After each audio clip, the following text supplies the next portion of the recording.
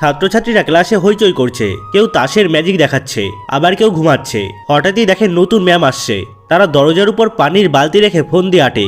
Moli ma'am ছাতা মাথায় দিয়ে ক্লাসে ঢোকেন, তার উপর পানি পড়ে না। সবাই তো অবাক। মলি ম্যাম হেসে বলে, তোমাদের পুরনো চাল আমি আগে থেকেই জানতাম। আমি তোমাদের পুরনো টিচার মলি। ম্যাম, এখানে টিকে থাকা এতটা সহজ নয়। সবাই ওয়াটার গান দিয়ে ম্যামকে ভেজাতে যায়, কিন্তু নিজের বড় ওয়াটার গান বের করে সবাইকে ভিজিয়ে দেয়। ক্লাসে তখন হাসির রোল পড়ে। প্রিন্সিপাল ম্যাম কড়া মেজাজে এসে ছাত্রছাত্রীদের মোবাইল কেড়ে নিয়ে পানির পাত্রে ফেলতে যান। মলি ম্যাম দৌড়ে এসে তাকে থামায়। মোবাইলগুলো ওদের ব্যক্তিগত সম্পদ, নষ্ট করলে ওরা আরো জেদি হয়ে যাবে। আমাকে একটা সুযোগ দিন।